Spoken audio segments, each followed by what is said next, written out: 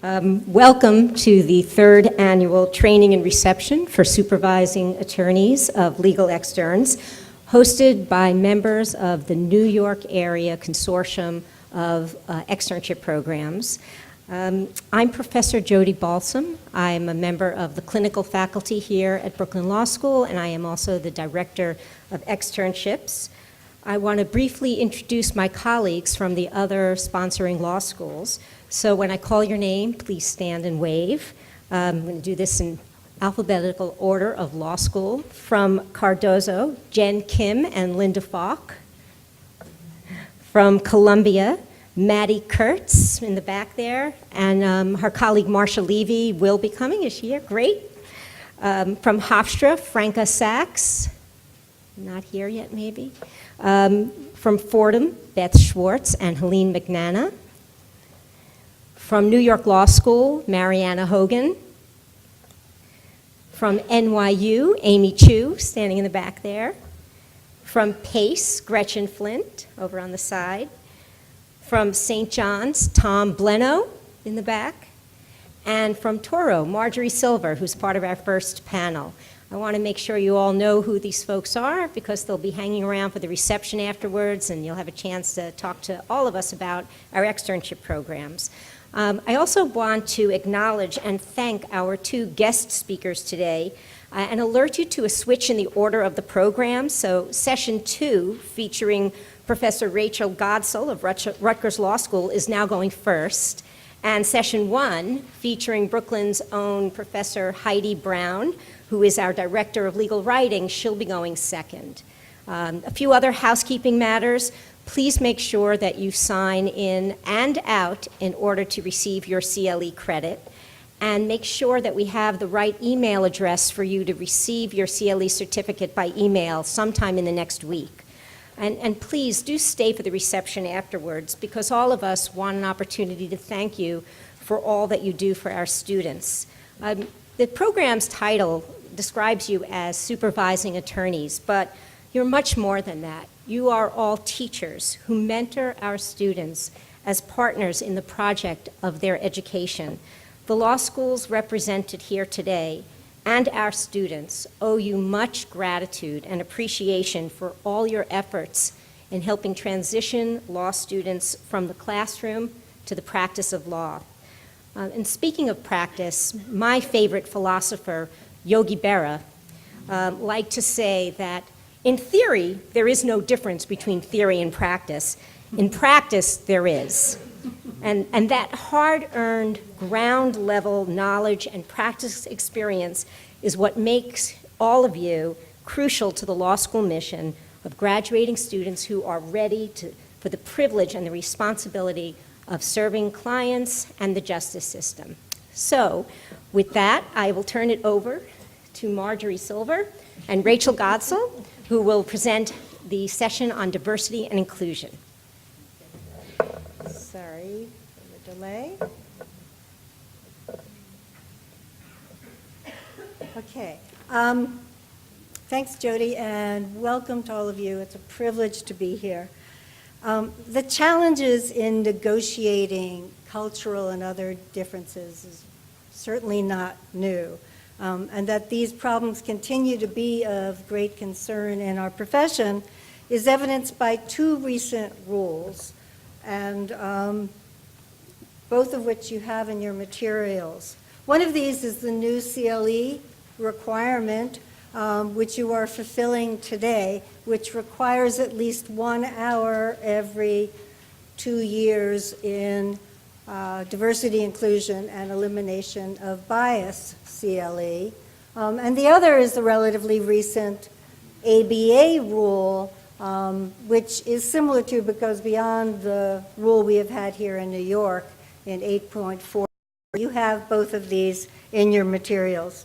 We're privileged to have with us today someone who has tremendous expertise and experience in these issues, and that's Professor Rachel Godsell. As Jody said, she is from Rutgers Law School, where she is the Director of Research and co-founder of the Perception Institute. And you have her full bio as well as that of the other speakers in your materials. I also want to thank my colleagues, Maddie Kurtz from Columbia, who's the Director of Public Interest Professional Development, and also Helene McNana, who's the Administrator of the Externship Program at Fordham, for all of their help in putting this program together. So here's the roadmap. First, Rachel will give an overview of the issues and challenges in this area. Then we will have you break out into small groups where you will discuss the scenarios that we've provided. After that, we'll have a debriefing and discussion, and you'll share the collective wisdom that comes out of those discussions, and then at the very end, Rachel will wrap up.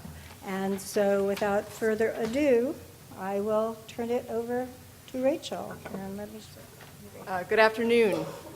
So you might be wondering why it is that a program on diversity and inclusion is seemingly done by all white women. That might seem a little odd. And to give the committee its due, I'm not actually supposed to be here. My very good friend Tiffany Williams from Seton Hall Law School, who is a black woman, is supposed to be here. And I say that in all seriousness because I think when Perception does its work, typically we do it in a multiracial fashion, and I know this group had that as its intention. And at the same time, obviously, those of us who are white have a lot of work to do in this area, and so part of Perception's mission is to share insights from social psychology that hopefully will help us do this work better. And this is one of the issues that essentially we begin with, which is, and this is obviously relevant for our students, this is relevant for ourselves as lawyers, this is relevant for all of us as teachers. There's this kind of fairness paradox where, there's sort of everyone in this room, all of our students believe themselves to be fair and certainly want to be fair. And yet, I think if we all look at the outcomes of the work that we do, if we think of the way that our students may be operating, we sort of see a disjuncture between this ideal of fairness that we all share and the outcomes of, again, any institutional domain that any of us exist within. And so the research from social psychology, again, I'm a law professor and a civil rights lawyer of 25 years. About 10 years ago, working with John Powell, whose work many of you I hope know, we came upon this social psychology work that seemed to provide an answer to this paradox, which is the way that the vast majority of us have been trying to practice fairness doesn't work, because it largely, in some sense, stems from the idea that we're supposed to be colorblind. We're not. Our brain doesn't operate that way. We're not, we sort of think we're supposed to not talk about race because if we talk about race, we're racist. But if we don't talk about race, then we miss all sorts of truths in the way that we're experiencing the world. And so the social psychology hopefully will begin to give some insights into why identity differences, race, ethnicity, sort of ability, sexual orientation, class, all of these areas, again, are difficult even when people are good. So the goal here is to share in a very, very quick way some of the social psychology with you and to see if you think it's valuable for you as you work with the students who you're supervising, and if there's some insights you think you can share with them to help them understand why, despite their egalitarian values, their desire to be fair, they may need to do more than simply have good intentions in order to effectuate that. So the three insights, or the three areas of practice that the Perception Institute, which is a consortium of social psychologists, law professors, political scientists, and activists around the country, the three insights that we've been focusing on are implicit bias, racial anxiety, and stereotype threat. And I know that many of you took, or perhaps all of you took, the implicit association test as a precursor to coming to this event, and we'll definitely talk a little bit about that. But at Perception, we've concluded with the work of our colleagues that just talking about bias isn't enough, because there are these dimensions of anxiety across difference and also the threat that our identities can pose that all essentially reverberate together to create the obstacles, and if we don't address them simultaneously, we won't actually see the results that we're hoping for. So implicit bias, how many of you are familiar with the term implicit bias? At this point, once it was Hillary Clinton mentioned it in the debate, it's become fairly ubiquitous. But just to level set, when we say implicit bias, when the social psychologists use that term, what it means is the automatic, instantaneous association of stereotypes or attitudes with particular groups without our conscious awareness, or sometimes with our conscious awareness, and yet automatically anyway, and certainly often contrary to our consciously held values.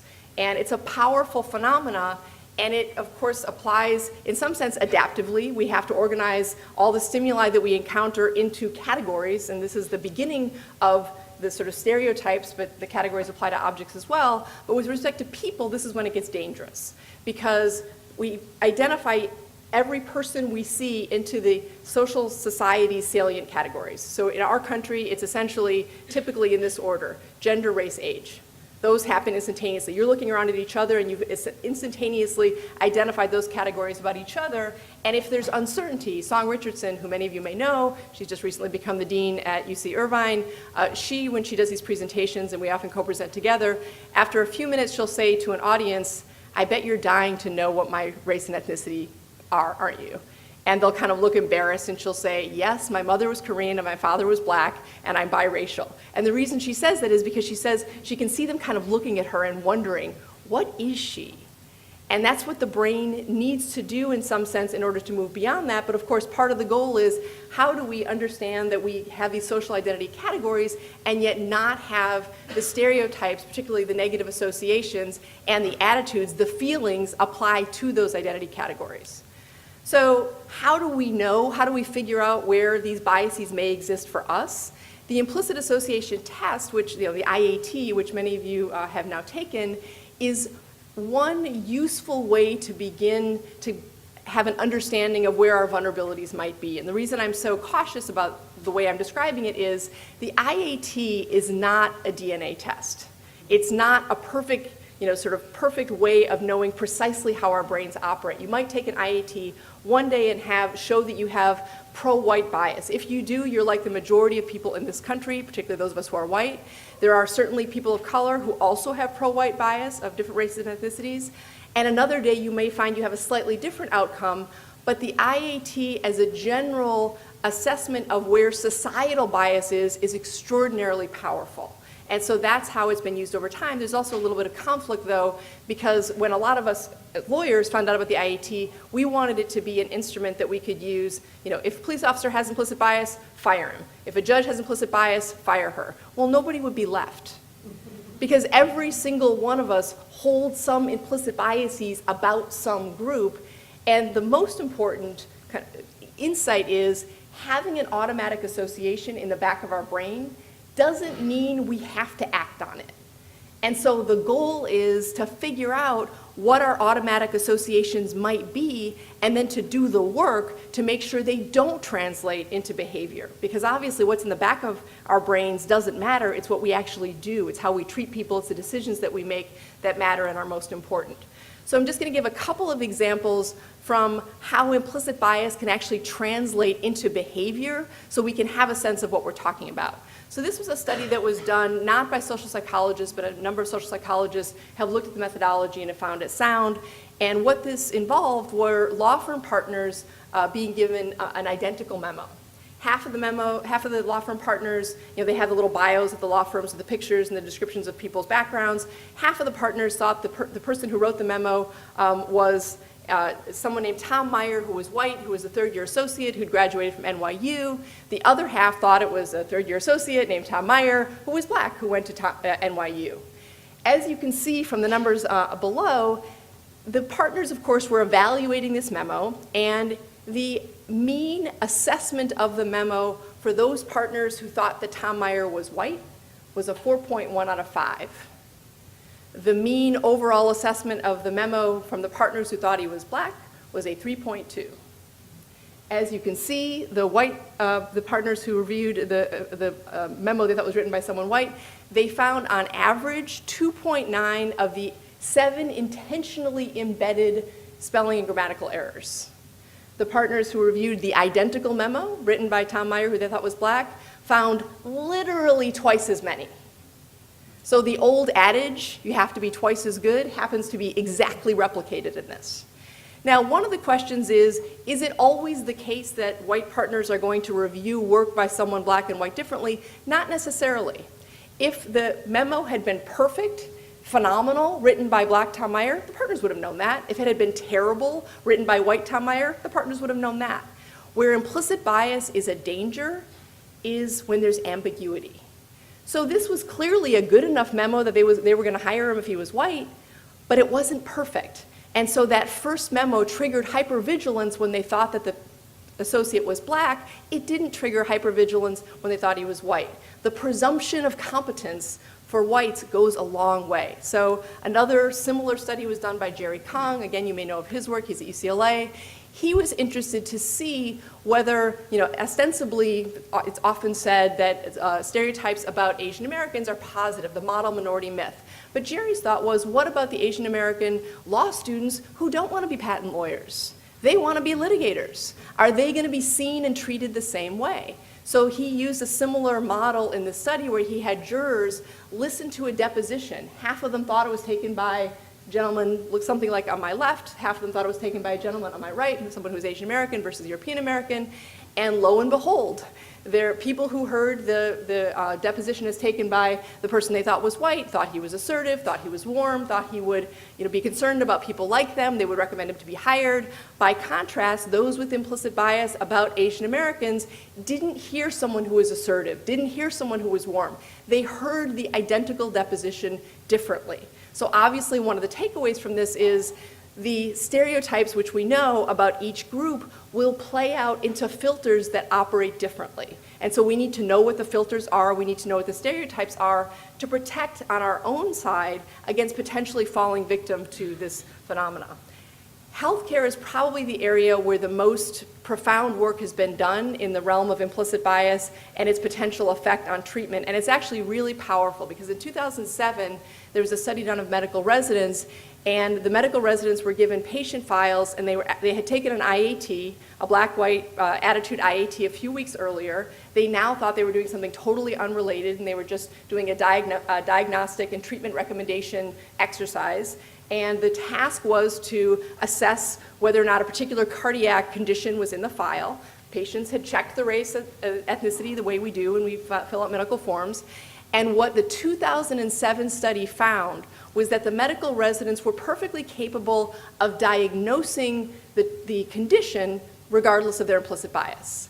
However, in 2007, those medical residents with high levels of anti-black bias recommended different treatment. They did not recommend the gold standard treatment for something called thrombolysis for the black patients.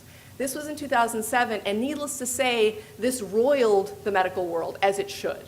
And there were replications of this in findings in field studies. But what's really valuable to know are two things. One, there were a group of medical residents in that study who knew that race, who were essentially, it was indicated to them that race can be a factor in people's treatment and recommendation decisions. All of those medical residents were able to diagnose and recommend treatment regardless of their bias. And meaningfully, in the years since 2007, in the 2012-2014 replications of that study, the same findings are not found. There is no link now between someone's implicit bias levels and their treatment recommendations, but I'm going to share an important caveat with you. When the treatment recommendation is clear. So essentially, when there's a clear protocol that says, if you find this cardiac condition, you should recommend this treatment, medical residents and doctors know how to do that. They're essentially now not listening to their gut because their gut is likely to be biased. However, the two recent studies in medicine that show the continued salience and concern from implicit bias are one in the realm of pain medication. So there was a study done of children going to the ER with appendicitis that found that there's still a wildly disparate provision of pain medication to black children who are getting appendectomies as contrasted to white children, and similar findings for adults. So there's ambiguity in how much pain medication to provide, and there's some stereotypes about pain that are, again, kind of virulent and horrible that are continuing to affect doctors in the actual provision of care. Relatedly, in an end-of-life study, what the researchers found, and this is a very recent study, there's a difference in the level of actual human contact and touching and eye contact between white patients and black patients by their doctors at the end of life. So the interpersonal phenomena that are, of course, really important in medical care continue to operate differently, and bias is likely one of the kind of keys to understanding that. So, so upside, we can create protocols that can help ensure that cognitive decisions don't have bias entering into them.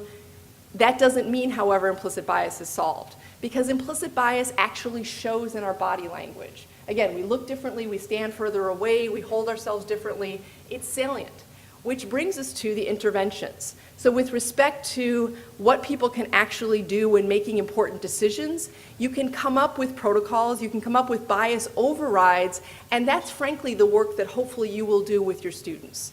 Making sure that the decisions that they're making that are really important for, I guess law students are making decisions, let's be serious, but any kind of role that they're playing that's important, they're learning how to set up guideposts for themselves to make sure that any biases they may have don't enter into cognitive decisions that they make. So you identify the key decision points and the interaction moments. Because again, in thinking about the interactions that the law students may be having with clients, there's a risk that their implicit biases may be playing out in the way that they interact with those clients, and that's of course a harm to those clients in that moment. Developing clear protocols. So there's work that can be done, and knowing that one has implicit biases and the risk of them can help people sort of slow down and think about, how am I treating someone? Am I sitting further away? Kind of, am I responding differently? And there is work that we can do to override that can be done thoughtfully. Ultimately, all of us ideally will do the sort of big lifetime work of trying to truly reduce our implicit biases toward groups, to literally de-link negative associations that we consciously don't believe from how we see people. And if we have time at the Q&A, I'll talk to you more about how to do that, and I'll certainly send you as much information as you'd like. But this is lifetime work, and you have a semester with these students. So we really want to encourage you from the science to focus on the bias override, because you're not going to get your students to sort of lose their implicit biases in any short time. So again, I don't really have time now, but there's some really interesting, quite remarkable work that's happening on the ground. This is just some work that some prosecutors in Charlotte we've been working with have done, and it's incredibly meaningful how powerful this information can be in helping people with enormous amounts of power actually change their practices to be more fair. But the reason I have to move on is our organization never stops with an implicit bias discussion, because hearing that we have implicit bias, accepting and recognizing that every single one of us, and I'm going to take a moment to call out the happy white liberals that probably a lot of us are. I've been doing this work now for many years and going all around the country, and one of the things that I keep hearing is white liberals are the worst. We're irritating, we're self-righteous, we can't believe that we have bias, we act on it all the time, and again, we're self-righteous about it, so it's even worse. So just because we have these egalitarian values and we've devoted our lives to this practice, we can't presume that it's not on us too. And again, painfully and powerfully, we can have implicit biases about our own group. Any of us can. So that's really important. But the other potential risk is that suddenly, and then, again, this particularly applies to people like me, I'll be so anxious about the implicit biases that I have that I'll get even weirder, right? My racial anxiety will result in my interacting with people in a way that is so irritating that you'd wish I had bias again, because at least you could see it and name it and not like me. But racial anxiety isn't limited to whites. Racial anxiety is a phenomena where we have concern about cross-group interaction that is experienced differently, obviously, depending upon the identity groups in which we sit. So for a person of color, the fear, reasonably, may be in a cross-racial interaction that they will encounter hostility or discrimination or stereotyping or invalidation. Do you really know what you're talking about? Right, that's the kind of subtle phenomena that can be exhausting and, again, cognitively extraordinarily burdensome. For those of us who are white, the worry is we're going to say or do something that's going to make us seem racist, which we think of as immoral, and therefore we're very anxious about that. Now, not wanting to treat someone in a way that is racist is, needless to say, a good thing. But just walking around anxious about that, frankly, is just about oneself. And if two people come into an interaction, both of whom have racial anxiety, you can guess the interaction is not going to go very well, right? Two anxious people, it's not going to be a sort of positive, sort of trust-inducing interaction. And what the research shows is that when people have racial anxiety in interactions, they tend to be shorter. Often people avoid the interactions altogether. It can result in cognitive fatigue on both sides as people are trying to manage their anxiety. They can result in, sort of the distancing that actually can look a lot like bias. And then with respect, again, to those of us who are white, we can inadvertently do exactly the thing that we're afraid of doing. So I was on a panel with Devin Cardozo, and he described how sort of a white guy he knows not well will often come up to him and do a fist bump. He's like, why are you doing this? That's obviously not a natural way for you to interact with someone.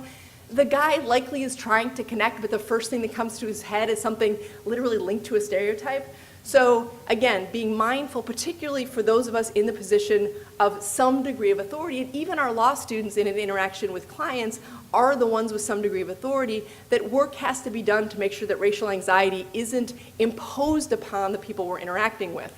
So just two quick studies, and then I'll move to the final concept. There's a really interesting research done by several psychologists on how students of color navigate predominantly white institutions. And one of the questions, and this ends up being very salient to practice, is what is it that people want in an initial interaction? And they asked the students this, and for the white students, between respect and being liked, in a cross-racial interaction, the white students were like, well, I want to be liked. Likely because we presume that we're respected at the outset. For the Black and Latino students, almost to a student, respect was crucial. That respect had to be conveyed before the question of being liked even came up. But the problem is, once that was ascertained, they then looked at these interactions, again, a couple weeks later, and what they saw is the white students who were wanting to be liked were really informal and like trying to be, sort of asking questions about people's, summertime activities or whatever it is, and it seemed very disrespectful. It didn't seem as though they were interacting with their fellow students as students of people with intellectual capacity. And often you had these weird, like, do you like to play basketball kinds of questions that came up. And for the students of color, they were kind of acting with seriousness and agency in order to ensure that they were respected. Of course, the more informal the white students got, the more formal the Black Latino students got, and it kind of boomeranged in that way. When I've shared this research with people who are engaged in legal practice, it's often been very relevant because, again, and the prosecutors, for example, said when meeting with victims' families, they would often say, oh, call me Bill, and I'll call you whatever your first name is. No. Right? The white lawyer does not call someone by their first name without being asked. That's not respectful.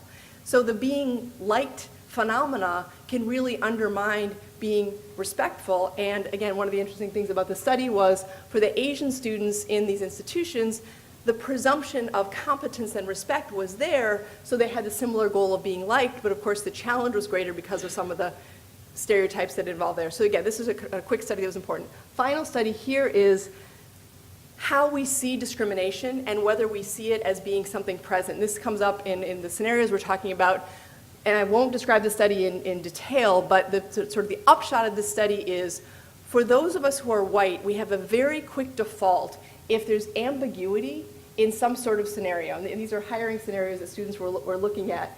When there was blatant discrimination, the white students had extreme cognitive interference. They were very upset because blatant discrimination was inconsistent with how we think the world works. As you can see, just from this quick looking at this graph, the Black students didn't have dramatic cognitive interference with blatant discrimination because there was a place in their brain for that. But the big difference that comes into play a great deal in legal practice is what about discrimination that's ambiguous? So in a hiring scenario where there's an explanation for why a white person was hired over a Black person, but not a very good one, the white students automatically assumed it was fine.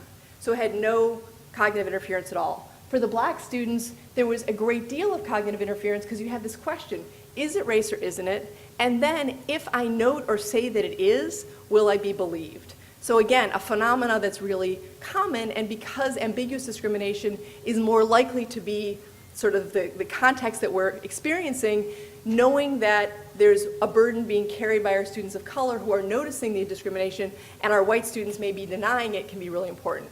Finally, okay, so what do we do about racial anxiety?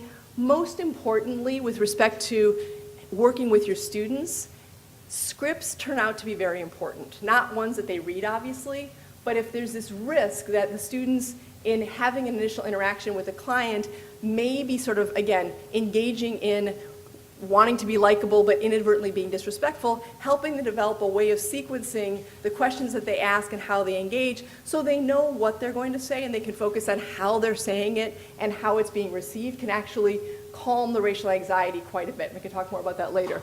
Finally, stereotype threat is the last phenomena that can be extraordinarily powerful both for the experience of the student client and for the prospective performance of your students, which is why I'm going to end with this. Stereotype threat, we may have heard of as well. It's a phenomena where if our identity is salient, our concern about confirming negative stereotypes about our identity can impair our cognitive performance. So it comes up in practice all the time, and I can talk about it more if we have a chance later, but it can also come up in the context of a lawyer-client interaction. And I'm talking here analogies from healthcare again. There's research showing that patients are very aware of the stereotypes and very concerned about the stereotypes that healthcare providers might have about them. And so they go into those interactions worried about those stereotypes. And what this can result in is poor communication and not adhering to healthcare recommendations and protocols. And if we analogize this to the legal context, it can be very powerful as well. So doing the work, having your students do the work, or having any of us in positions of authority do the work to help the person ensure that the person to whom we're speaking, the client, ensure that their identity, their race, their ethnicity, their class isn't, again, that identity isn't going to undermine our respect for them, our sense of them as people with autonomy and agency. That can de-trigger the stereotype threat and can improve the communications. I know this was the fastest thing ever, and I apologize for that. There's many more sort of interventions and solutions, both on racial anxiety and stereotype threat, that if you're interested, I can share with you more information than you'd probably ever want, and I would love to do so, but we really do want you to have a chance to, with this information, think about, does any of this seem salient in looking at a scenario? Might any of it come into play in the work that you do with your students? So thank you very much, and sorry for the incredible haste.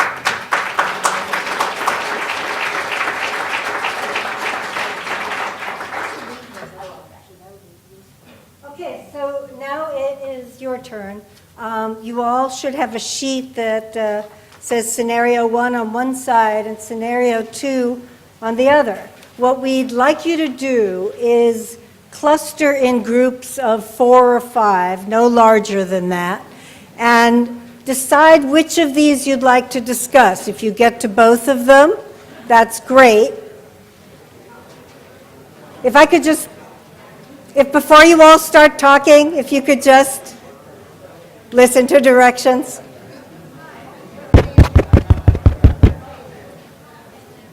It's not in there, it was a handout. Okay, so in groups of 4 or 5, please choose one of these, at least to start with. You're going to have about 15 minutes for the entire exercise. Those of us who worked on this part of the program are going to roam around if you need any technical assistance, including finding people to talk to. And there are some questions to prompt your thinking, to prompt your discussion, but you're not limited to those, nor do you need to address all of them. We know that there is a great deal of wisdom about these issues in this audience, and we are encouraging you to share that with the people that you're speaking with. Any questions before you begin? Okay, so please get into your groups. You can move the chairs.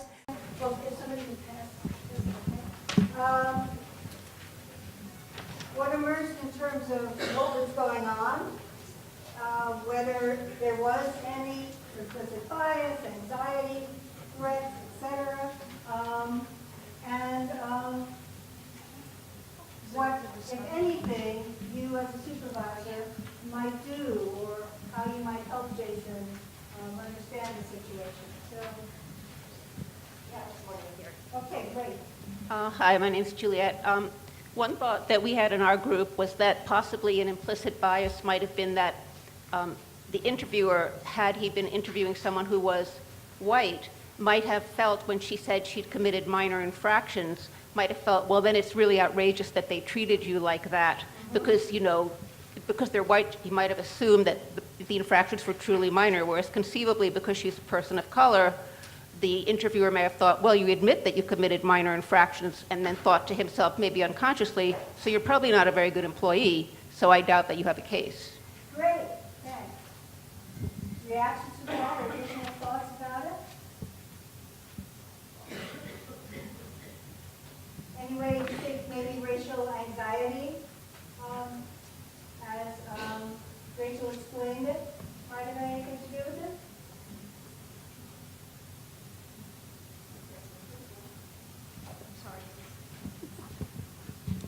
Yeah, we thought that maybe the racial anxiety just led the intern not to ask the right questions that he needed to ask probing enough because he was shy or uncomfortable with the race dynamic.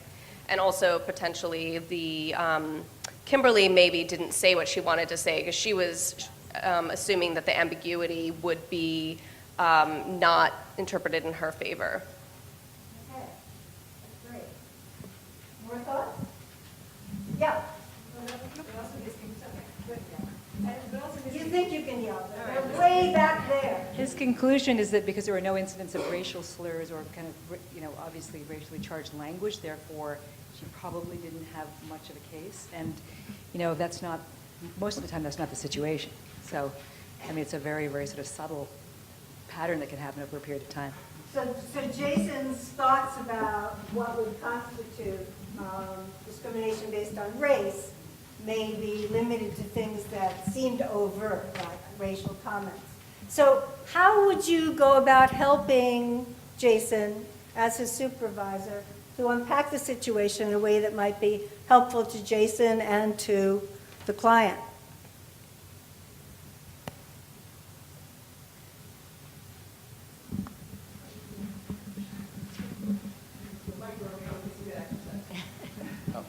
I think it would have been a good idea if Jason's supervisor or someone who was overseeing his externship could have been with him when he was meeting the client. Because here it seems like he was on his own, and I feel like it should be a learning experience, because if you're a 1L, 2L, or 3L, you should be with someone, and they should be overseeing, and they should be with you if you have any questions, and it feels like here he was on his own, so he kind of missed out on getting that feedback. So I feel like if he would shadow his boss speaking to more clients, he might pick up some more skills. Okay, so one would be more shadowing before he was interviewing the client.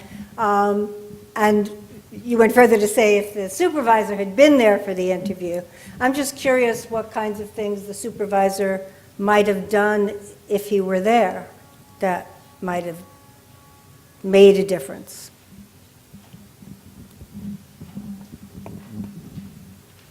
It's okay to speak in defense of Jason?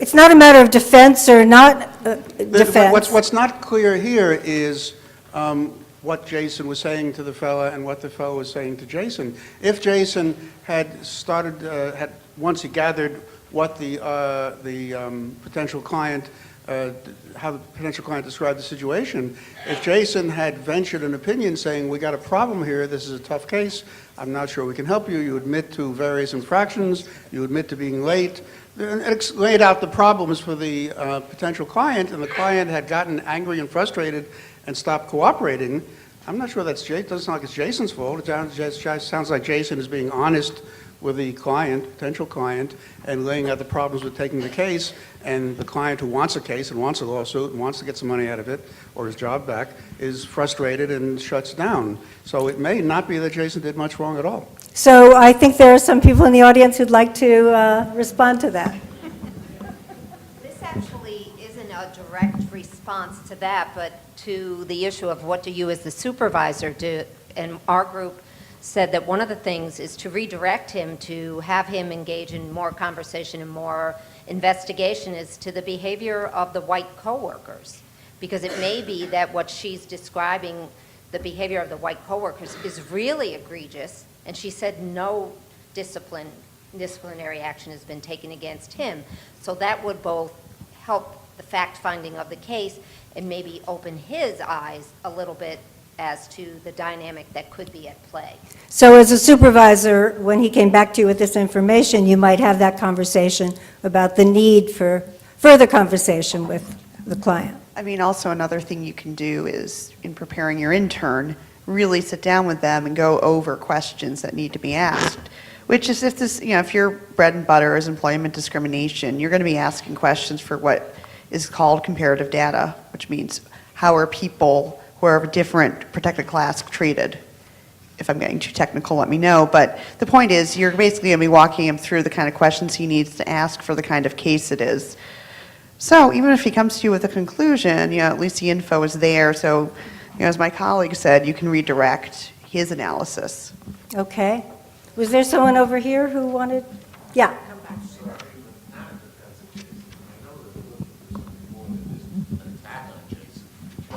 how is it ever appropriate for a person in his position to be saying that it's not a good case based on the circumstances? And yes, the supervisor absolutely should have given more guidance before the interview took place. This is an absolutely inappropriate position. Okay, I think it should be clear. In fact, this was adapted from a clinical case where students actually do have one-on-one contact with their students. In this case, all Jason was doing was intake, which is not an unusual thing for students to be asked to do, He's giving some sort of his own perceptions about, to the supervisor. but he's giving away something without the other person actually without the supervisor coming into the room and having his own perceptions of his or her own perceptions about this, and not only the perceptions, but sort of the quality of the case and sort of what happened with respect to those complaints. The extern has been put in a position that I don't think that the extern should have been put in. It's something that that a supervising attorney on the case should actually be getting his own perception on without sort of pushing it off to somebody else. That's something that needed more guidance. And I think some of the comments that you're making go directly to, what are the appropriate roles for the externship? And if we could zero in on any possible things coming up in this situation, given that the client was African American and the student was white, I think that would be useful. Something I find often works is giving an example of where maybe you as the supervisor encountered that. You may have come to that conclusion too hastily or with using your own implicit bias and not realizing it, and then after some more digging or after some more analysis thought, oh, here are the ways in which I missed some pieces. And so demonstrating that to the student might highlight the ways for the student, the ways in which he is using his own implicit bias. Okay, one or two more comments, and then I'd love to hear Rachel's take on it before we go to the scenario two. I'm glad you said the race of Jason, because we didn't know. But, Oh, you're right. But assuming that, which we were sort of implying, there's a whole area of intake skill that's been around for a long time about validating people's experience, about interactive listening, which it doesn't seem, I'm not criticizing this intern, but he didn't get to. And until people feel trust and comfortable with lawyers, people who aren't lawyers yet will learn this, that people aren't automatically comfortable with you. So race definitely could have played a role in validating the client's experience and also in getting her to trust him. For an African American client to come in, a white lawyer has to understand there's a historic dynamic there of who's in the authority, and that's why probably in many cases interns should probably have someone sit with them for a long time until they develop more of those skills. Thanks. There's one more hand over there. Yeah, I'm watching it, Jody.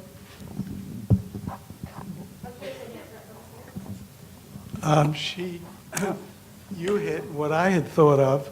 The way the question, both scenarios are written, we did too, but it applies to both. Good, because we need to segue into the second one. But the opportunity to stereotype is in both scenarios because, as my colleague over here said, we're assuming Jason Horowitz was white, and as we're talking about analyzing, different people interact in different ways, to some degree based on their race, ethnicity, religion. So I think most people read this and I think Jason Horowitz is a white man. Jason Horowitz could be an African American person. Jason Horowitz could be transgendered. Could be a woman who was born as a woman, consider herself a woman.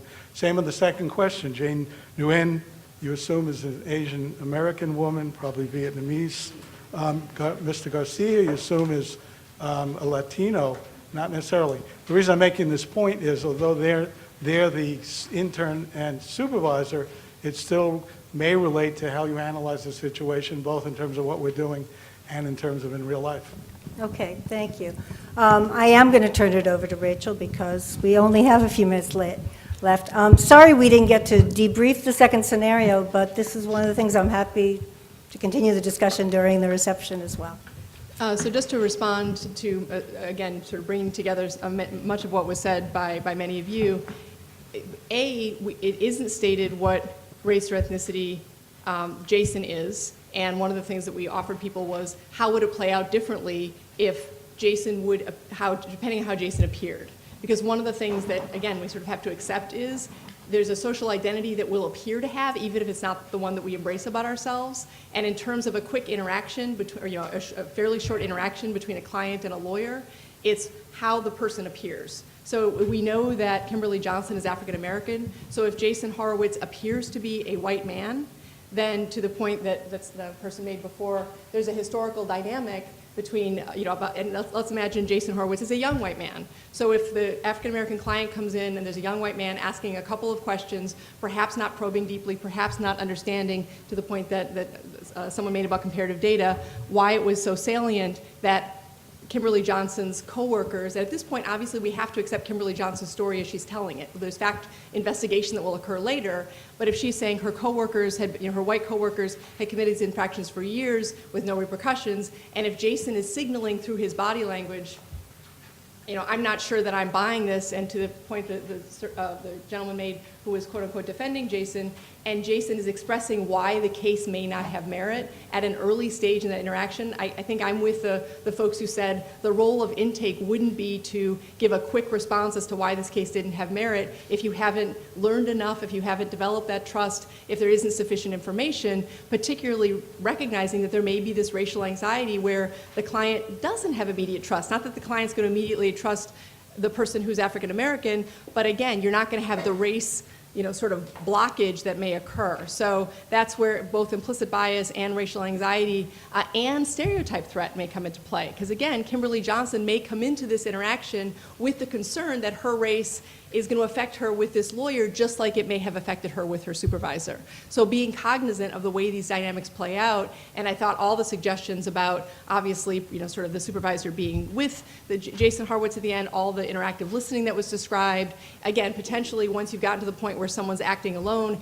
having sequencing that they know that they engage in so they have a sense of how to ask sufficient questions, even if they're feeling a little uncomfortable in the moment. It seems like there were, you know, again, great suggestions from all of you as supervisors in the room, but the implicit bias, racial anxiety, and stereotype threat dimensions run the risk of leaving Kimberly Johnson feeling as though she's been treated by Jason Horowitz very much the way she was treated by her supervisor, and that's obviously not something anyone wants. Great. Did you want to wrap up generally with anything? So again, I think hopefully in the ridiculously quick presentation of some of this social psychology, I guess my hope is that you will find it valuable in the work that you do, and that to the extent that you're already doing a lot of investigation into race dynamics, and it sounds like many of you are, this may just, you know, supplement or complement what you're already doing. But I think being mindful of how these dynamics can play out with the students you're supervising, potentially with your role in supervising students, depending upon, again, your race and ethnicity, gender, and your students. These may come into play as well. And just, I hope the information was useful, and it was wonderful hearing from you, because obviously there's, as Marjorie said, so much collective wisdom in the room. So thank you all so much. Thank you, Rachel and Marjorie. So we're going to transition now to our second session, and I want to urge folks who came in a little later, there are tons of seats in the front row. Make yourself comfortable up here. There's plenty of room. You don't need to sit on the windowsills. So as we transition, take a minute to get yourself comfortable.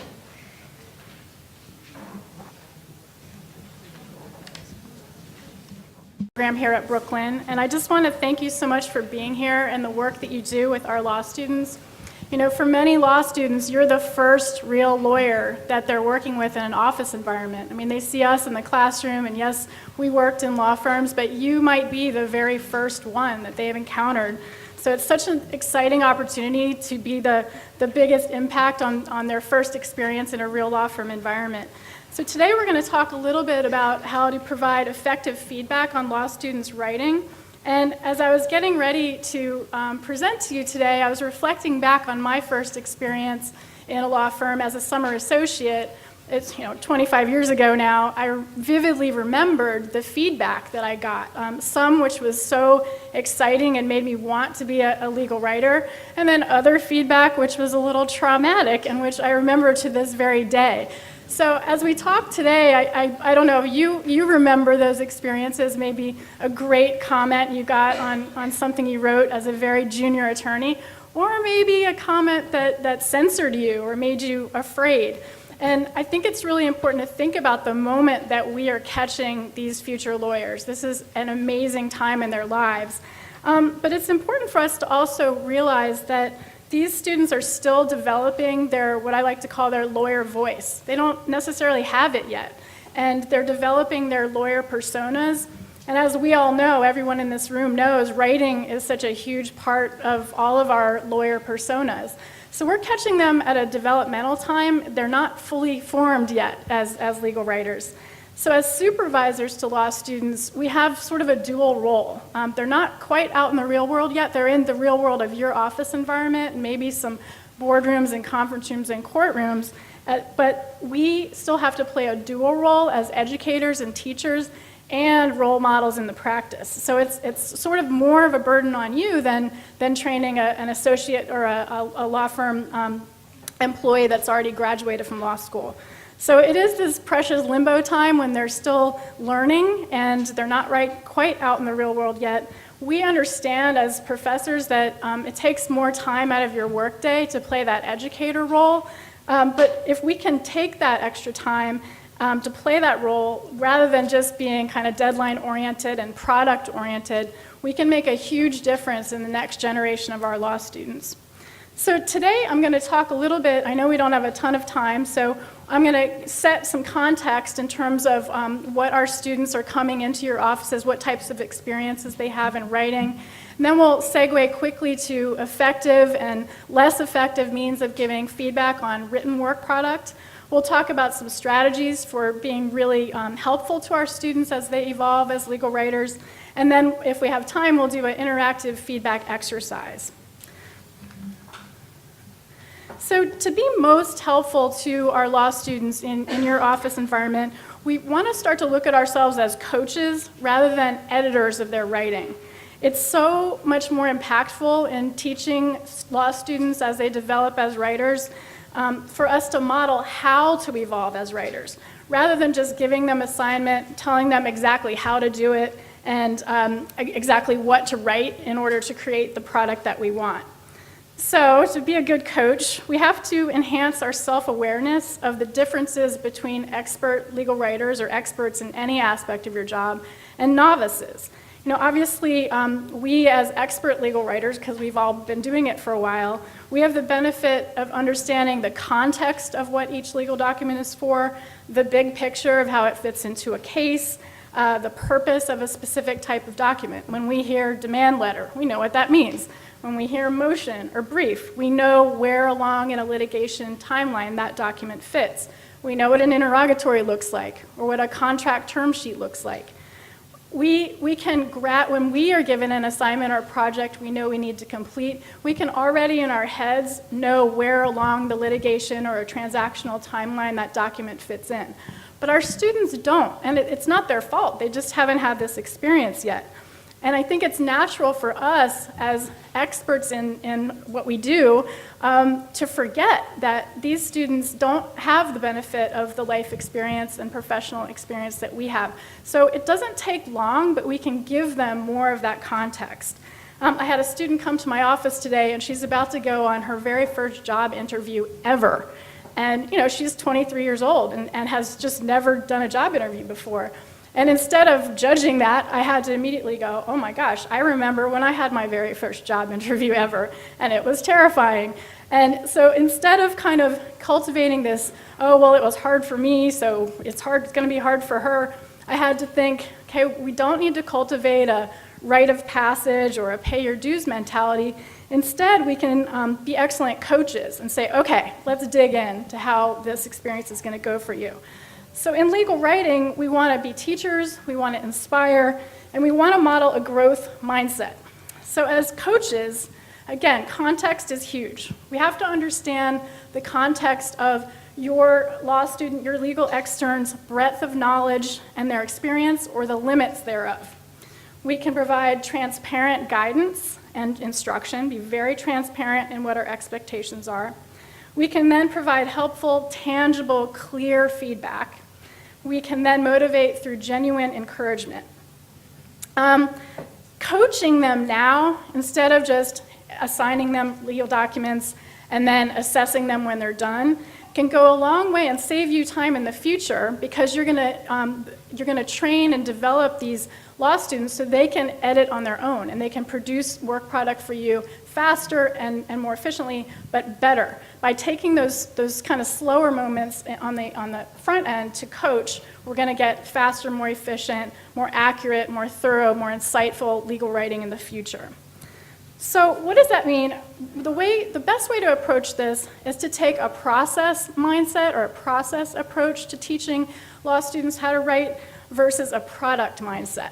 And a lot of this information I've gathered from legal writing experts in the field, lawyers, and law professors who specialize in legal writing. And a lot of these quotes that I'm going to share with you, or ideas, are all in the CLE materials that I think Jody has made available. So I'm drawing this from people who've been doing this for a long time. And they emphasize that the product mindset focuses on giving an assignment, getting the final result, and assessing, critiquing or giving feedback on that final result. But the process mindset, so that was the product mindset. The process mindset allows the coach, us as coaches or educators, to intervene along the way in the student's work while they're in the process of drafting. And while, again, this is going to take more time than it would if we were to do it on our own, if we intervene before the final product is developed, we get the chance to help them develop their own way of catching gaps and communication voids in the work product. So the theory underlying the process mindset is that writers produce their best work product if they do not try to produce a finished draft all at once. We all know the all-nighters we used to pull in college and unfortunately in law school. That does not produce the best brief. Even though sometimes we are under tight deadlines, it's much better to set a document aside and edit it and review it, and we notice so much more about the document. So what we want to do is train our law students to do the same thing. And obviously, in the real world, time is money, and we have time pressures. But even if we can do this on an incremental basis, it makes such a huge difference. So what we want to do is intervene with our law students' development when they write at various stages of a writing process. So as some of the experts in the packet say, specifically Mary Kate Kearney and Mary Beth Beasley, they say if in the process approach, it allows us to stop time and give students feedback throughout the composing process.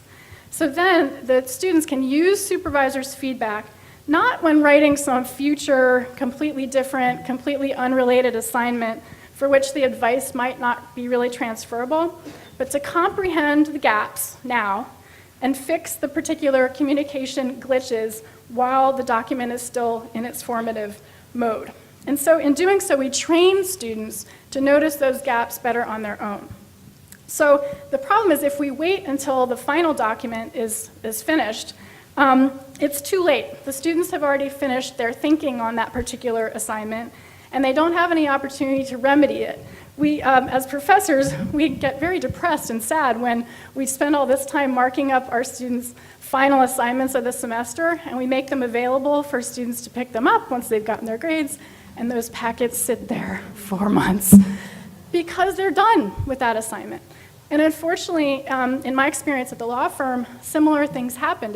If the partner we're working for, marked up a document and filed the brief, the junior associate might never see it again. Or if they see it again, time is under such a crunch that they don't compare the version they submitted with the final version and understand and process what they could have done better, what they can do better next time.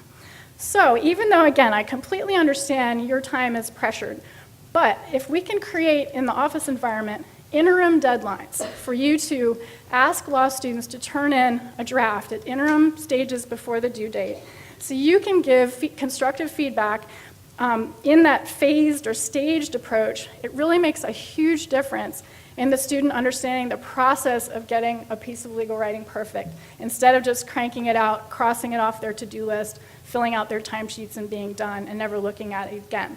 The light bulb really does go on if you can catch them in those interim moments. So context really quick. In this new generation of law students, we are seeing students coming to law school who never considered this profession before. This year, in fact, after the election, one of my students said she never considered law school. She didn't take debate in college. She didn't have any of this experience. And we're seeing students coming to law school with nursing backgrounds who are thinking about healthcare and environmental backgrounds and journalists. And so these students that are eventually going to be in your offices don't have the experience of writing persuasively that we did in college because we maybe knew we wanted to go to law school. So it's important to be mindful of that. But these students are hungry, and they're excited, and they're eager, and they care. They just don't know what they're doing. So they need your help. The great news is we are bringing speaking about diversity and inclusiveness, we're bringing great thinkers and creative problem solvers, but they need extra help in learning how to write. Now, obviously, as legal writing teachers, that's our job to get them started, but they're going to end up in your offices before they've had a lot of time to do this and develop as writers. And a lot of them don't think of themselves as writers yet. So we want to get them excited that writing is a part of their legal career, because it is. Lawyers write, that's what they do. So just to give you more context, if it's been a while since you were in your 1L class, the 1Ls are traditionally only they're learning how to do legal analysis, and so we are still having them do legal memoranda. We have them do it again, so they're building on those skills of being able to read a rule, break it down into parts, apply it to legal facts, predict a conclusion.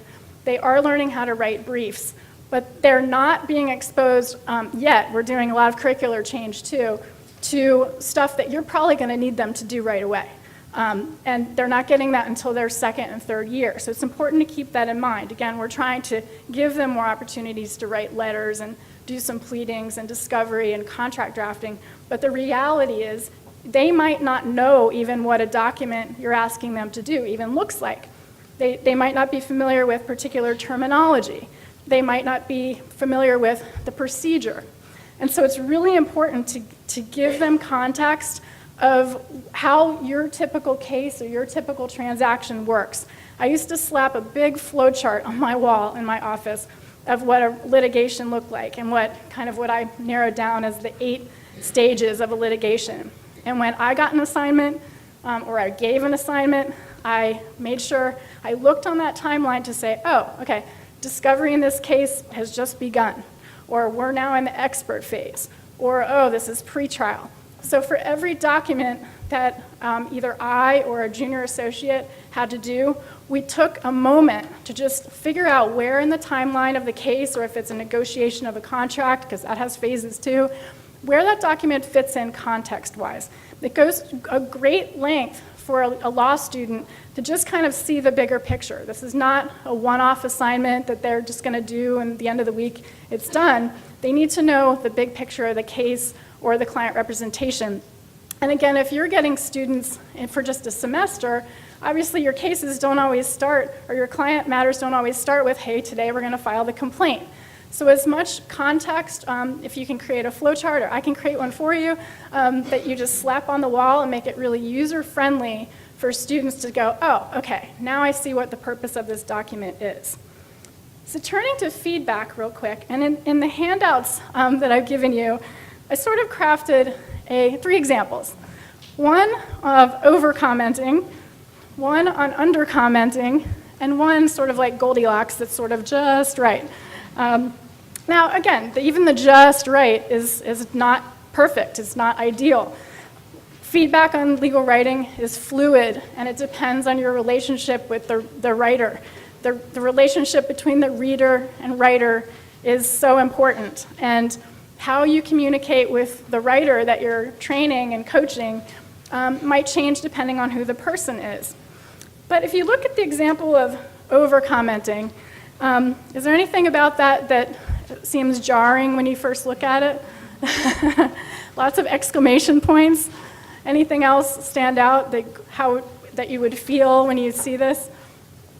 This is what students are, when they're getting feedback from us in the law school, they're getting a lot of comments on their paper, so they are accustomed to seeing a lot of comments, but we really need to be mindful of how many comments we're putting on a document, because it's a lot for a new writer to process.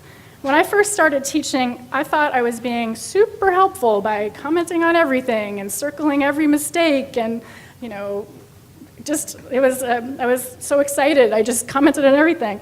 But the experts say that too many comments on a paper can be demoralizing, it can lead to resistance and defensiveness. And again, I am never going to advocate that I've been accused of wanting to coddle our students. That is not what I'm saying here. But we need to understand the psychology of how individuals process feedback. And too much information doesn't sink in. So two problems happen.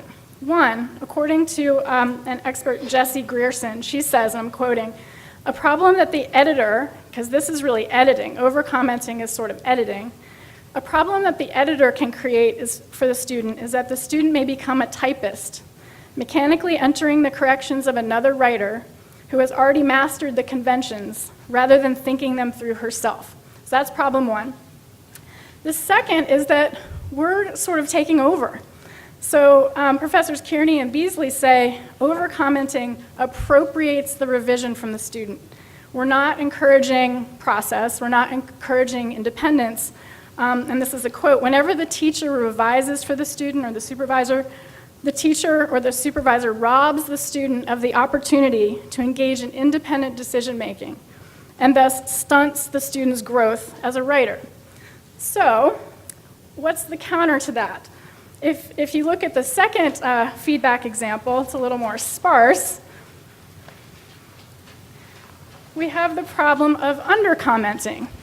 Now, in the construction litigation firms where I worked, many of my partners that I worked for had engineering backgrounds, so they were very sparse in their language.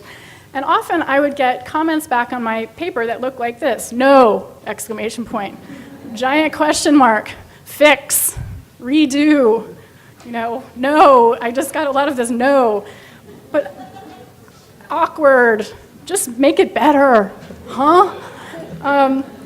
And I would go back to my office and stare and try and interpret and read the mind of the partner that said fix. But I had no idea. We know what we mean when we say awkward or confusing or compound sentence. We know what we're talking about when we say active versus passive voice, but our students do not. And maybe their teachers in college use different terminology, maybe they didn't learn what those grammatical terms mean. They certainly don't know what we mean when we say no, exclamation. They don't know what we mean when we just have a question mark. Or if we write something like tone, they don't know what we mean. So we need to communicate. And even things like grammatical errors, if we say active versus passive voice, we can take it a step further and say, hey, let's flip the actor, let's put the actor first. Or if we just say, this lacks parallel structure, parallel grammatical structure, they don't know what that means a lot of times. And we can't just be angry that they don't know what that means. We have to tell them, look, you have a list. The first two things in your list are nouns and verbs. The third is a condition or a sentence fragment. And just by writing that, they might go look up what parallel grammatical structure means. But if we just say no or fix, they don't even know where to get started. So the feedback that we give, it's a lot of this balancing the right level of communication. Again, like I said, it's not perfect every time.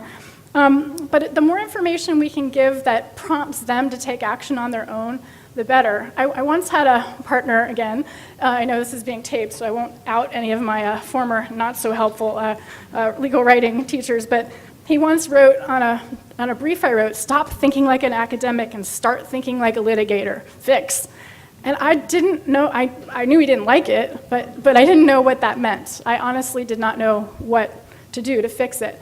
And what he meant, I later learned, was I was responding to a 10-page initial brief, and my opposition brief was 15. And it was still within the, the rules, the court rules. It wasn't too long in accordance with the court rules. But my boss, the partner, thought, why would you ever burden the judge with 5 more pages than the initial brief writer wrote?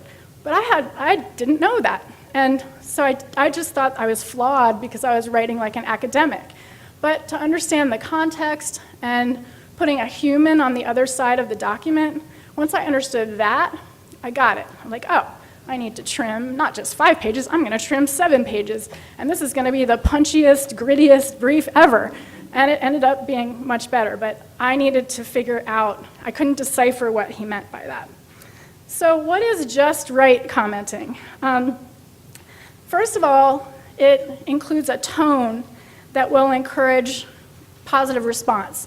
And again, I'm not encouraging that we soft pedal our critique here, our feedback at all. We need to set high expectations. We absolutely do. Our clients deserve it. The profession deserves it. But there are ways of being honest and forthright in how we talk about weaknesses in writing that doesn't include harshness so much that we cause students to shut down in their development. So, I mean, harsh judges on reality TV competitions might get great ratings, but in the real world, a little understanding and kindness and empathy in terms of what maybe a nervous student is feeling and a confused student they're afraid to ask. And so we can model civility and inclusion and empathy really in our offices so they understand we're coaching them. We're not just their bosses, we're their coaches. We want them to succeed because then we succeed and our profession succeeds. So one way is to frame negative feedback in conjunction with positive feedback. So there's always going to be at least something positive. So you can say something like, wow, powerful heading. Now let's get that thesis sentence to deliver a similar punch. Can we use more visual language? So focus on something that works in the document. I used to take a writing class in New York, and the teacher said, what can use more love and what really sings in the document. So if you couple your positive and negative feedback, people start to listen to the positive. They really do. Rubrics are also important, and I'm going to show you an example of a rubric in a few minutes. Rubrics seem like they're just something for the classroom, but I remember in my first law firm, my first construction litigation firm, in the summer associate program, they had a 1-page rubric that outlined the supervisor's expectations for that document. And they reused, they probably could have tailored it for different types of documents, but just having a 1-page document with expectations on different categories and criteria for writing gave me something to hang on to and use as a checklist. I'll talk about rubrics a little bit more in a moment. Okay, so instead of just editing for the student, asking probing questions, and if you notice on the third example, the sort of helpful balance example, the comments in the margins are not wrong or fix or redo or convert this to that. It's asking questions. And as editors, we would just fix it or tell the student how to fix it. But as a coach, we can use sort of Socratic questioning to get the writer answering the questions for themselves. Because then again, the light bulb will go on and now I understand why that sentence is confusing. So you can ask questions, do you mean for the reader to think X? Or are you trying to convey Y? I'm not sure I understand your point here. Do you mean to emphasize this factor? You can ask questions like, between these two paragraphs, which is really your strongest argument? Do you think it might help to reorder these paragraphs? So using questions instead of just notations is a really helpful way to get the student taking ownership of the editing process. Again, our goal is to provide enough detail so that the student can fill in the blanks, at least attempting to fill in the blanks on his or her own without us telling the student exactly how to do this. Now, I completely understand this sounds time-consuming, and you might not always have the luxury of doing this.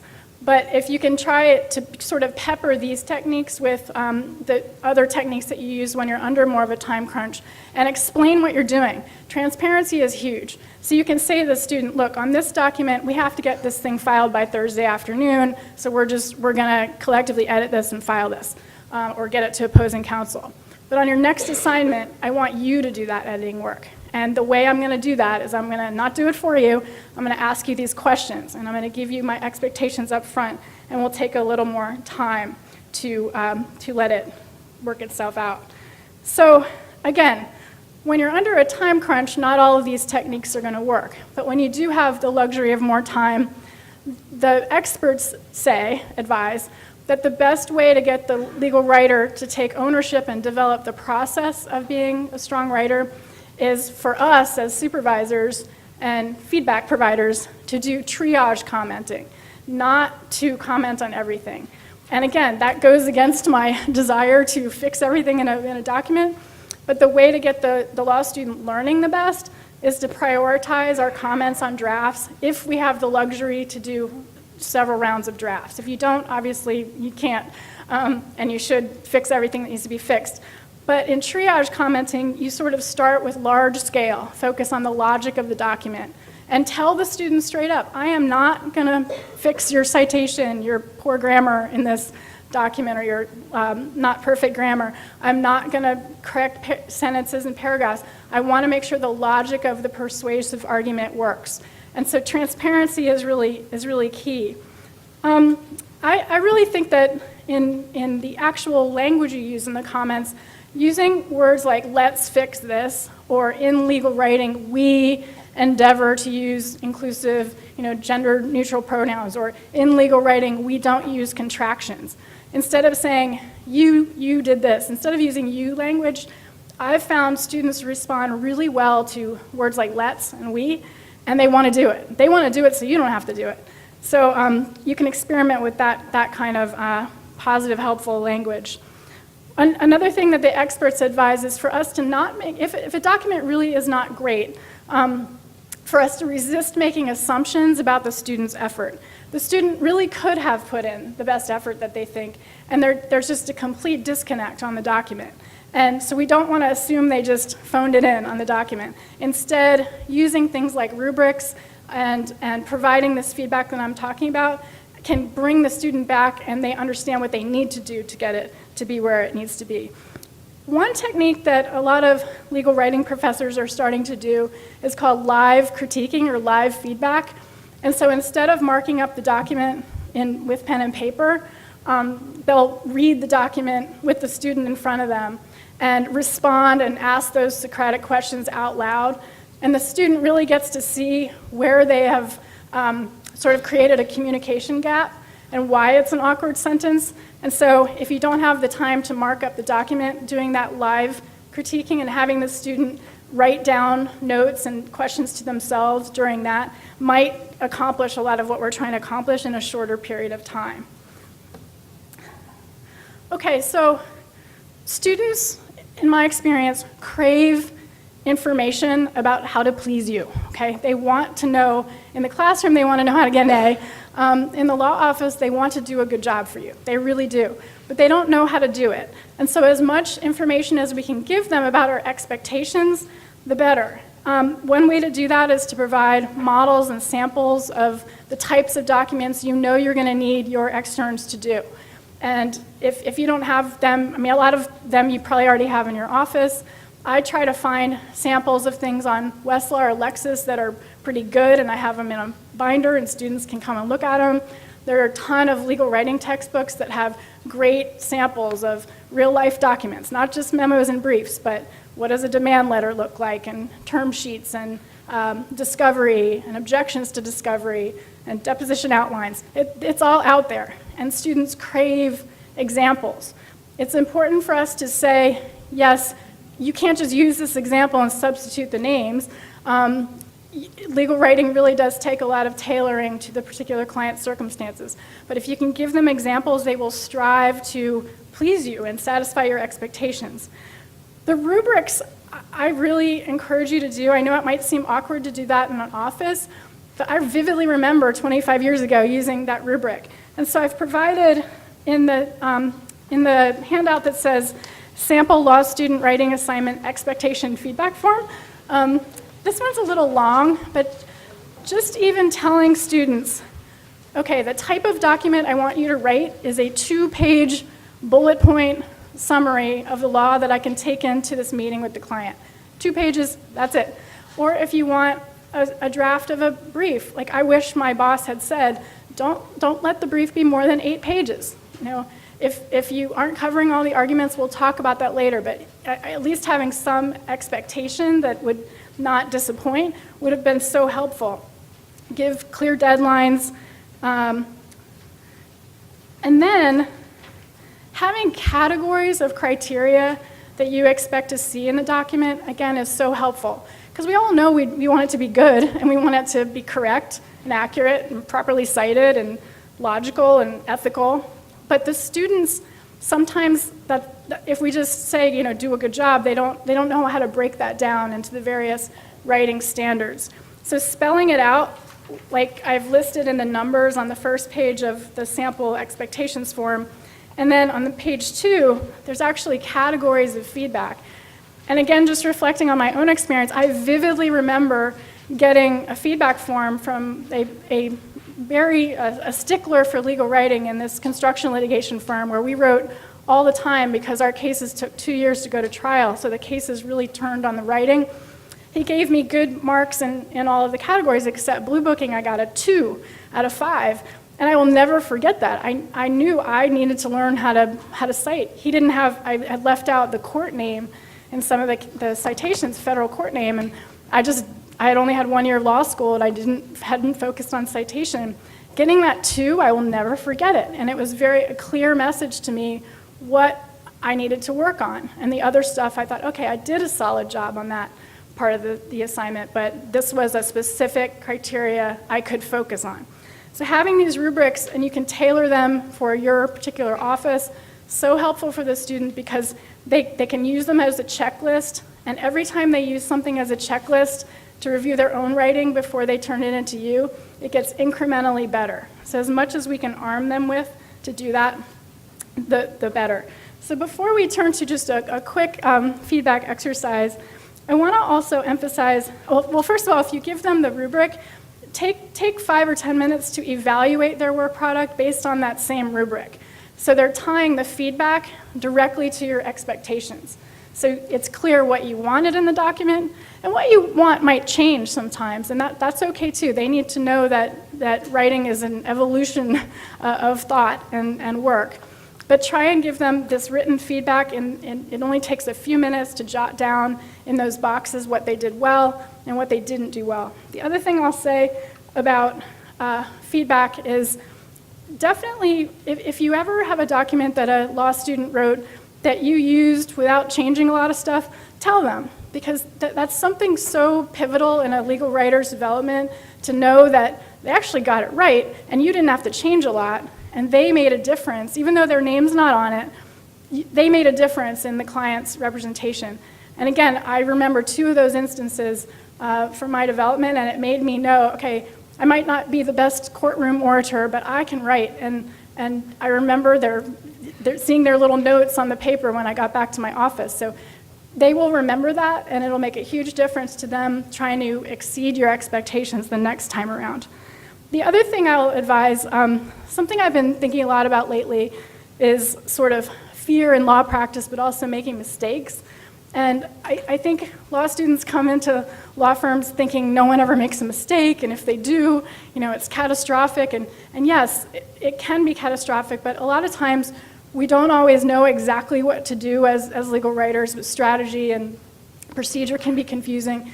So the more you can talk about fear, about making a mistake, and maybe share an experience that you had where you weren't sure of the right thing to write in a paper and how it turned out, or how you remedied a mistake, it's going to help our students not take bad risks, but take good risks to push the law in a good direction and be creative in problem solving and be creative in their writing. So if you can cultivate an environment in your office where it's okay for them to ask for more advice on their writing and take chances in their writing, I think that would be amazing.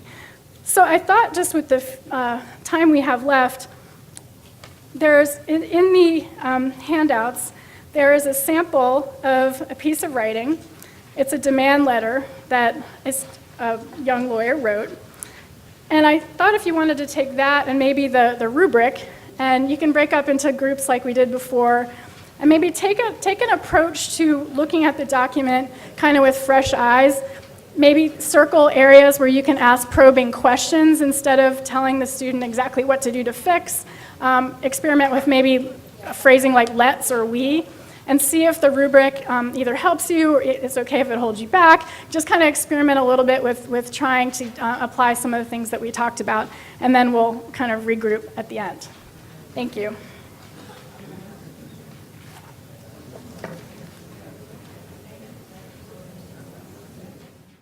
I thought we could sort of wrap up by taking maybe 3 or 4 examples of how you all experimented with just right commenting, or if you had a suggestion for how to comment on the paper without technically fixing it. So does anybody want to share language they used or techniques they used that might be effective for an extern?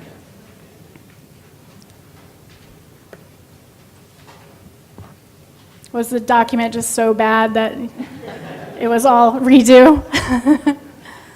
Any probing Socratic questions you could write in the margin anywhere? Yes.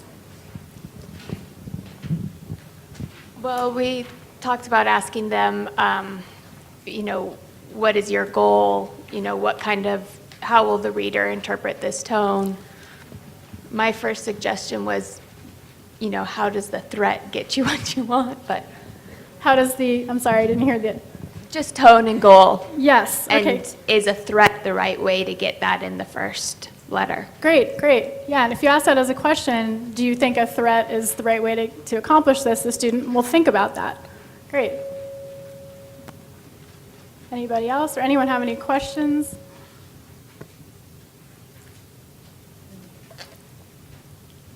There's a question. I was just trying to figure out the better way to say not to comment on their use of I put inflammatory adjectives. And I know you saying inflammatory to an intern is probably obviously not the best use, but I just, as I was telling my colleague, we want them to infer that we are being vociferous by our actions, not by using the word in the middle of legal, memorandum. But if you can think of a better way to get that point across, I thought there were a couple of adjectives that they could have left out. I think that's great, and sometimes I'll circle the word and say, and I'll actually admit, I'm not sure of the right word for us to use here, but our reader, or the recipient of this letter might perceive this, or the judge, if this ends up as an exhibit to a motion, might perceive this as inflammatory, and you could even put inflammatory in quotes, and say, let's discuss, or let's get out our thesaurus and figure out a word that might be more appropriate here. And then it becomes sort of a conversation around, and then they get excited about finding the right word. That's great. Yes. My initial reaction is, suppose we send this letter and they ignore it, we make a motion, and we lose. We will hear, this is the beginning of the litigation, we will hear the term nonsensical claim from our adversary every time he speaks to us. Every time. We will never live this down. And we might be wrong. Our analysis might be wrong, and the judge might buy theirs. Or even if we're right, the judge still might make an error and rule in favor of them, and we will never live down the nonsensical claim language or some of the other terms in this. So that was my initial thought, and that's probably what I'd say to the student. Right. What do you think will happen if we lose this motion? I think that's great, because sometimes the students don't realize that there's not just one purpose of this document, right? This is not just to get what they're asking for in the document. This document could appear many times later in the litigation, or at least one more time attached to a.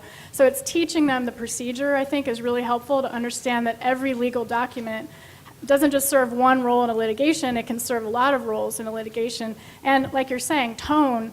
Do we really want to set that sort of obnoxious tone at this stage? And that's why I think explaining to students where every document fits in a timeline in the course of a client representation, whether it's litigation or a transaction, really helps them see that it gets them out of assignment mode, college and law school assignment for a grade mode, and helps them think of legal writing as part of their professional representation of a client. And the more we can do that, and that's such a great example, even 2 words, nonsensical claim, could change the whole course of the litigation. And when they start to see how their 2-page letter makes such a bigger difference, it's a huge learning moment for them. So thank you, that's helpful. I think that sometimes when we're working through these things, I'll read a couple sentences out loud, and I think when you hear it, you say, oh, wow, that's really, so I think sometimes that kind of gives people the idea, because that works for me. When I hear people read things I write, I'm like, oh, I didn't see it that way. Absolutely.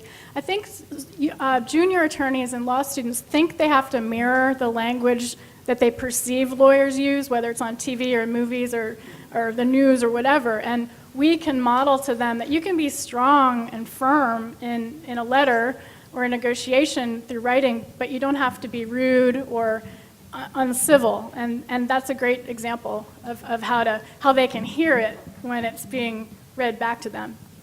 I would ask the intern whether he or she found any appellate cases. This is an elementary principle on the second page, top that cites the 2 lower court cases.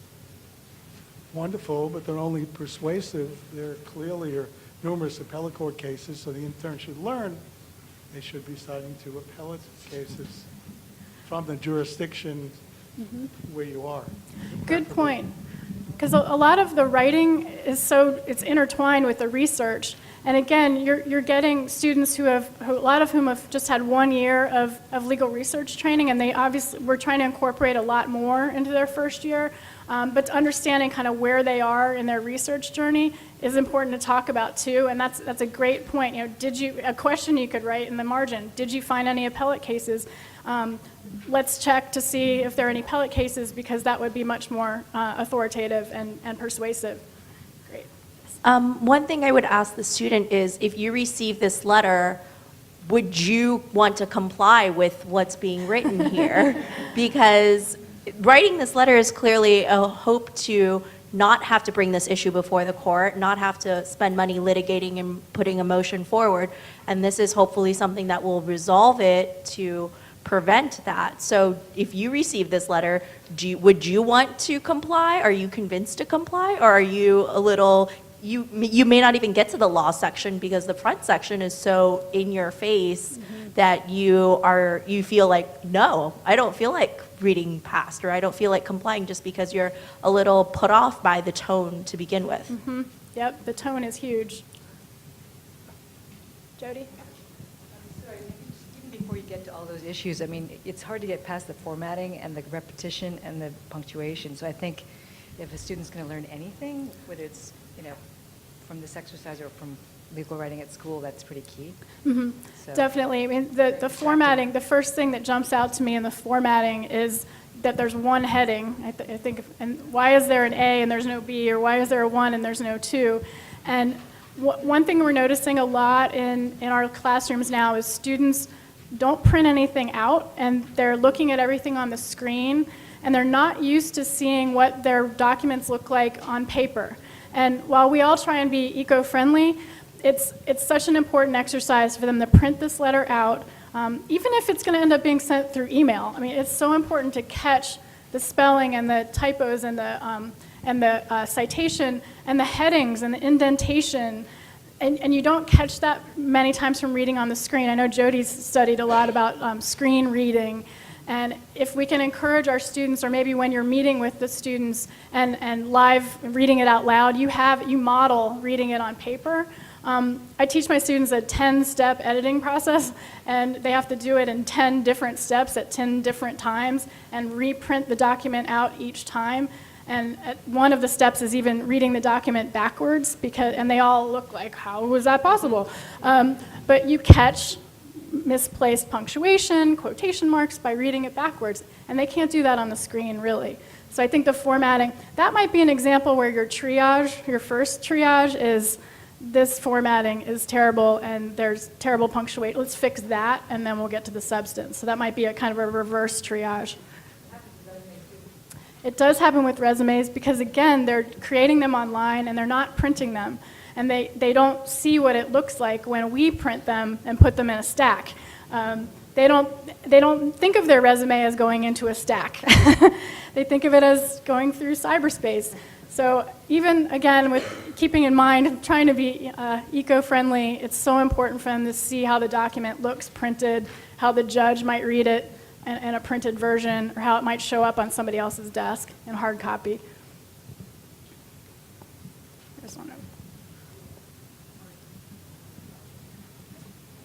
I would say, going back to your example, this is a perfect letter for a legal intern or a law student to have seen an example, because while this may be a unique issue, just even like, how do you write that first paragraph? I can actually remember, even though it was a long time ago, struggling, what does the first paragraph sound like? This first paragraph could be presented in a different way, just even referencing who you're representing. I mean, all kinds of things that are standard, so like just reading a couple of them, then they can get into the research issue. That's great. Yeah, as many good examples as we can give them. And again, couch it with, yours will be slightly different because the content will be different, but look at this, model the formatting, model the tone, model the language from the first couple sentences, might really get them on the right path, and then you can guide them with the substance better. So unless there are any more questions, I do want to, this is such shameless self-promotion, but a lot of you, what I find in teaching legal writing is that sometimes my absolute best legal writers are my most afraid students to speak in class, and they're nervous about interviews. And so you might be seeing in your externs some quiet, introverted, shy, maybe even socially anxious students, but these students bring so much to our profession. They have so much potential.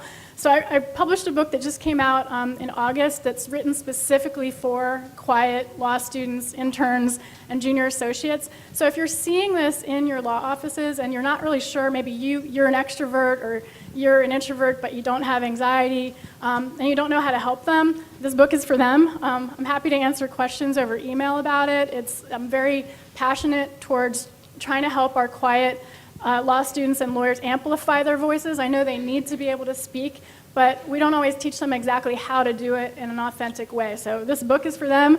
I'm happy to help them individually too if you want to have anybody reach out to me. And we thank you so much for being here today. We appreciate it. Thank you, everyone. Thank you, Heidi Brown. And there is a reception waiting for you with beverages and some light snacks. And I just want to say thank you to the entire staff at Brooklyn Law School, especially my assistant, Elisa Adolph, for everything they did to put this event together today.